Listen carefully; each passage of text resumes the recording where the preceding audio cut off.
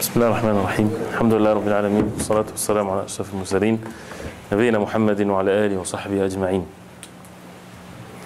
The subject that we should never be bored in mentioning it over and over again, and that is La ilaha illallah muhammad-ar-rasool, the tawheed of Allah subhanahu wa ta'ala, the oneness of worship of Allah subhanahu wa ta'ala, and following the way of the Prophet alayhi salatu wassalam, and that how everything should be referred back to La ilaha illallah muhammad-ar-rasool. Everything in our life should refer back to La ilaha illallah muhammad-ar-rasool. Things will be clearer. A person would be steadfast on the deen of Allah till the moment of death comes in such a way.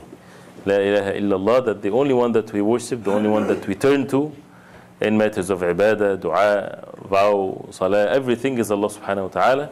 And the only way that we worship Allah subhanahu wa ta'ala is through the way of the Prophet sallallahu alaihi wasallam. And the ulama, the inheritors of the Prophets, they would teach us how to follow the way of Rasulullah sallallahu alaihi wasallam, so that we worship Allah subhanahu wa ta'ala in clear evidence. Sufyan al-Thawri rahimahullah ta'ala, he said, وَجَدْتُ الْأَمْرَ الْإِتِّبَاعِ, I found that the matter is al-ittiba', is to follow. Sufyan al-Thawri is saying, the matter, meaning this religion is nothing but al-ittiba', not al-istihsan, not to see what is good or to feel what is good. No, al-ittiba' is to follow. Follow who? Follow the Prophet alayhi salatu wassalam. And that should be never general terms that we all agree. No, it has to be specific in every actions of our life that we do, and it's there, but we just need to put the effort to seek the proper truth, the truth in which we seek the way of the Prophet ﷺ in everything, in our belief, in our ibadah, in our adab, etiquettes, in our mannerism, in everything. And we should not separate between one or the other, in which we just take one and not take the other, but it's the whole life of the Prophet ﷺ, and to be patient in following the way of the Prophet ﷺ. And one of which, what Allah subhanahu wa ta'ala says, وَاسْتَعِينُوا بِالصَّبْرِ وَالصَّلَاةِ, that seek help in sabr and salah. And the Prophet ﷺ used to seek help in these two things as Allah subhanahu wa ta'ala ordered. Being patient and following the way of the Prophet ﷺ, and being patient in making the salah when something concerns us, as the Prophet ﷺ used to make.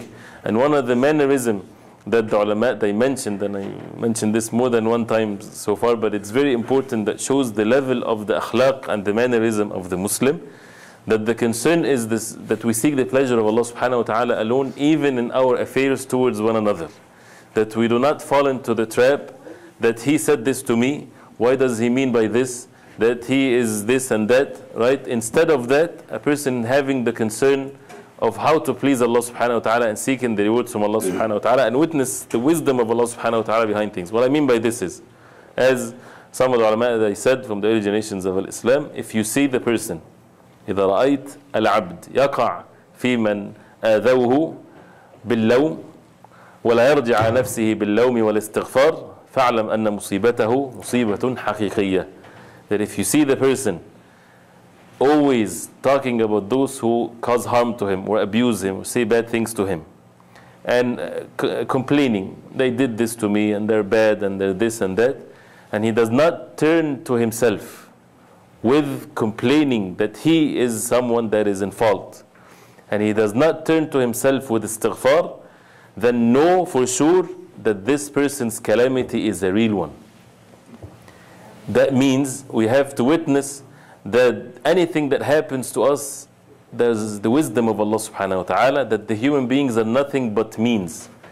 That Allah subhanahu wa ta'ala wants from us, as a result of a person's word to us that makes us upset, that Allah subhanahu wa ta'ala wants from you to make istighfar, to make ibadah, and plus enjoining good and forbidding evil and all these types of things.